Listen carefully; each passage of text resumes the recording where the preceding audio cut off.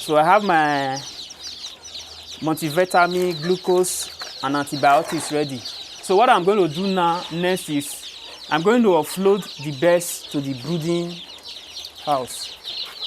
So that's what I will do next.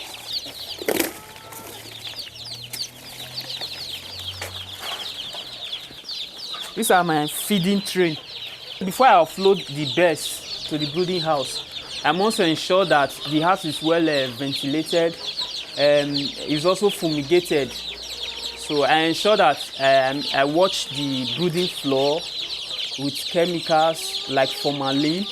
Then I also ensure that the temperature is also okay. That is the reason why the bulb is there.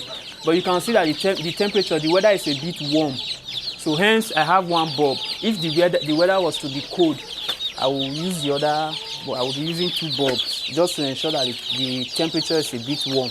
So now I'll offload the birds to the floor. Is we are using wood carving for the floor, wood carving. So now that we have successfully offloaded it, so I'm going to feed them.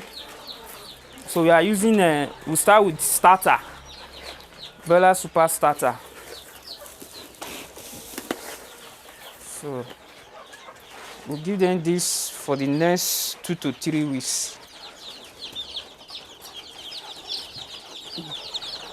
So the idea now is that once these ones, they see these ones eating, so they start copying each other. Before you know, all of them, instead of roaming around, they will now realize, okay, this is where the food is. They will start coming.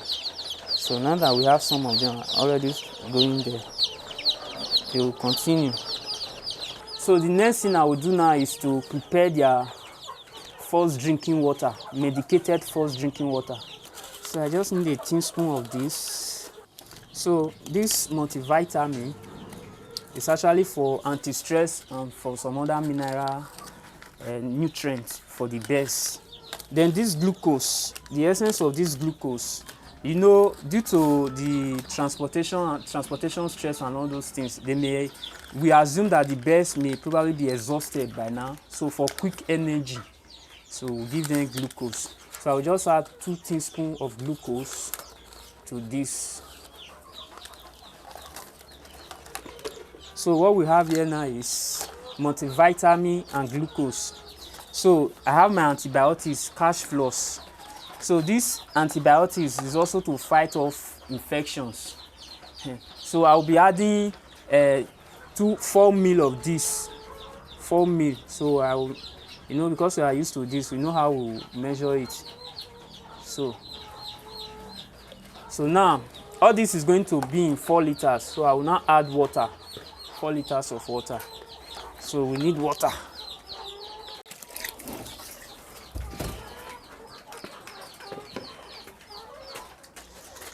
So we add water.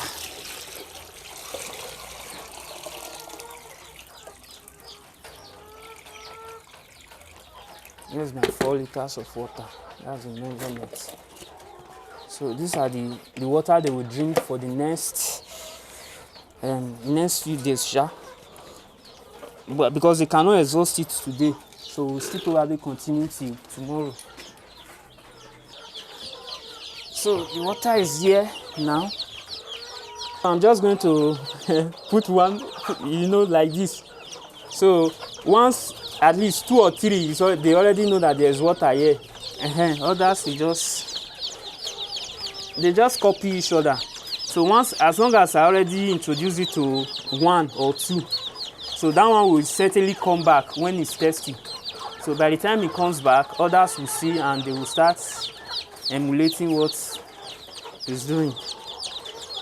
So that's basically what we do in day 2 of dayoldchicks. I'm actually happy that they are just moving around, and it also means that the weather is well regulated. The weather the temperature is okay. If the temperature wasn't okay and they are feeling cold, you will see them, they will all just clump, they will just gather in one spot. But this one that they are moving around, it means the temperature is well regulated, so they can move freely. Management, especially from knowing fully, paying attention to them. Sometimes there may be one or two that will fall sick, that you will not notice it on time because they are small. You will just come and meet it dead. Then another issue is paying attention, most especially when it comes to the issue of temperature, regulating their temperature. Sometimes the weather can be very hot, and maybe if you are not there all the time to pay attention to see what is going on, the heat can actually make them gather in a place where there is no heat, and when they gather, they join together, they can actually stand on each other, and that can even lead to the death of others. Because you see, these birds, they don't have regard for each other. They are all just fighting for a better space for each other. So if it's convenient for them to stand on top the other one for them to survive, they will do so, not minding if that one is going to perish. So one of the major challenges that you have to pay attention consistently, and you must also ensure that pests and other animals like rats, cats don't also attack the birds, especially at night. So you must be all-rounder. Just like having a baby, you have to be paying attention to what is happening all the time, even at night, most times. So, and most times when we also face light challenge, when there is no power, so you have to improvise. Apart from having a standby rechargeable lamp that will produce light, you also have to create another source of heat. So that is why most times we use coal. It's why I have my coal plate here. My coal plate, in case when the weather is very cold and there is no power to produce heat, so I have to use my coal pot. So these are most of the challenges that we face. Now they are more like they are just living free range, and you have to even cajole them to go to where the feed is for them to eat. So we just continue to feed them the normal starter, and we watch them. The time they actually start eating more is usually from 2 weeks. From 2 weeks, that's when you can actually start regulating their dosage, the amount of feed and everything. But as it is now, we are still begging them to eat. As you see all of them moving around, the ones that is having maybe is not 100% fit will just be moody, and it will probably just hide somewhere. You see all of them now struggling for food, either from the floor or from the feeder plate. You see them, they are all haggling for food. But the one that is doing the opposite, that is just like is stiff somewhere, you already know that this one is not fit. There are some that will fall down, they can't stand up. So you know that this one is already having issues. So you have to pay attention closely to that bird. Even though we added glucose to the drinking water, we are assuming that they will be exhausted, but you can still see that these birds are still very active. Whereas there are some situations that by the time you bring them like this, after offloading them, there are some that will just be a bit weak, that they will still need that glucose.